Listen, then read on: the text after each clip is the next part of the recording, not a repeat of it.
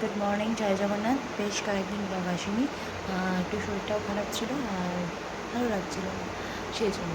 তো আজকে ব্লগ শুরু করছি। আজকে হচ্ছে বৃহস্পতিবার আর 13 তারিখ। আর আজকে আছে মাহির নাচের প্রোগ্রাম বিকেলে।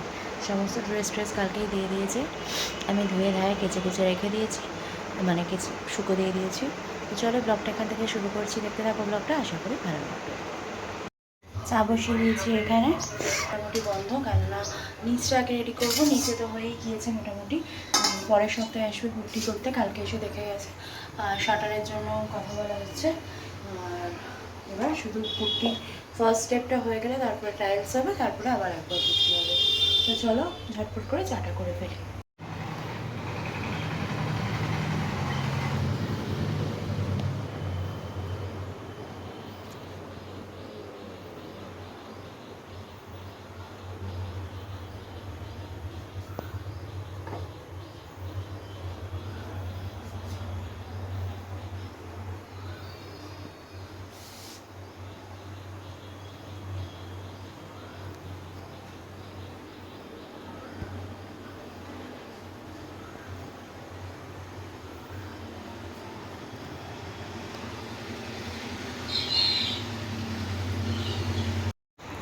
মেয়েকে তুলছি, 9টা বাজে, ওই 9:15 বাজে।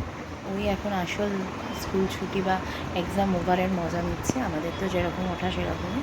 মানে দাদাভাই বেরোবেও, কারণ একটু তাড়াতাড়ি বেরোবে, আবার আসতেও হবে। মেয়ের প্রোগ্রাম আছে যেহেতু একটু অনেকটা ভেতরে, তো ওখানে টোটো অটো কিছু যাবে না, তাই জন্য ওর সাথেই যাব। তো চলো একে এখন তুলি। যাবে না বলাটা ভুল, আমি চিনি না জায়গাটা, বেসিক কথা হচ্ছে এটা, আমি চিনি না। তুলি বেটাকে স্মুদি খাওয়াচ্ছি কাল থেকে, আজকেও খাওয়াবো। সেহেতু বলছি যে আগে বাজার করে নিয়ে দেখি কখন ওঠে, তারপরে সব বানাবো। তো মা পুজো করছে, আমি আজকে পুজো করতে পারিনি। তো মা পুজো করছে, পুজো হয়ে গেলে মা আর আমি চা খাই, চা খেয়ে তারপরে পরে স্মুদি বানাবো। তো এমনি ওটস খায় না, ওটস দিয়ে, কলা দিয়ে, খেজুর দিয়ে, সব কিছু দিয়ে, মিল্ক দই দুটোই দিচ্ছি, দিয়ে একটা স্মুদি বানিয়ে তারপরে হালকা করে ওর ওপরে আইসক্রিম দিয়ে টপিং করে দিচ্ছি। কালকে খেয়েছে, নিজেই বলেছে আজকে খাবে, তো দেখা যাক। হয়ে গেছে, তখন দাদাভাই বেরিয়েও গেছে, ব্রেকফাস্ট করে খাওয়া হয়ে গেছে, ঘচুকেও খাওয়ানো হয়ে গেছে। এবার শুধু ঘচুকে স্নান করিয়ে যাবো নিচে। তার আগে একটু ঝেড়ে ঝুড়ে নিলাম। তো চলো ঝটপট করে স্নান করাই, দিয়ে নিচে যাই।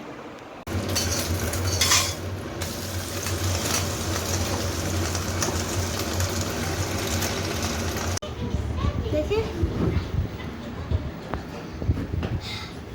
আজকে কটা দিয়ে যেমন থার্সডে। হ্যালো মাই স্কুল, আজকে হলো থার্সডেতে আমি ডিম খাই। দুটো এই লাঞ্চ হলো, এবার যাবো ওপরে গিয়ে একটু শোবো। আর মেয়েদের কলসি টলসি নিয়ে যেতে হবে, মাটির কলসি, সব বেডটাই করে রাখলাম এক জায়গায়, মেয়েদের ভুলে যাবো।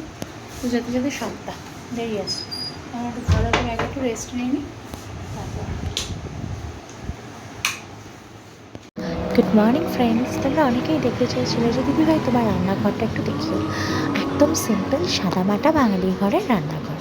এখানে দেখো আমার এখনও কিন্তু সবটা মডিউলারের কিছুই হয়নি, জাস্ট আমি নিজের মতো করে একটু গুছিয়ে রেখেছি, আর মাঝে মাঝে সবুজ রেখেছি। দেখবে কোনো একটা জায়গায় একটু মাঝে মাঝে সবুজ থাকলে একটা আলাদা ভালো লাগা কাজ করে, সেই রকমই। তো সামনে ঘর আর অফিসের কাজটা হয়ে গেলে ভাবছি পুজোর মধ্যে এটাকে ইন্টেরিয়ার করাবো। আর এখানে আমার কিচেনের একটা রুলস লাগিয়েছি, এটাই যা। এই হচ্ছে আমার ছোট্টখাট্ট একটা রান্নাঘর, যেটা হবে না করেও হয়ে গেছে। কেমন লাগবে তোমাদের জানি না। আসলে 8 ঘন্টার মতো ঘুমিয়েছি, কিন্তু ঘুমটা এত ভালো হয়েছে। তো এখন পাম্পটা ভরুক, নিচে যাই, চা করি, চা করে তারপরে মেয়েকে রেডি করাবো। 7টা বাজে বেরিয়ে যাবে। মানে জায়গাটা যেহেতু চিনি না, একটু যেতে সময় লাগবে, তো 7টায় বেরিয়ে পড়বো। তো চলো একেবারে রেডি হয়ে কথা হচ্ছে। আর কিছু সময়ের মধ্যে হে সখা মমরি হৃদয়ের, হে সখা মমরি হৃদয়ের সংসার।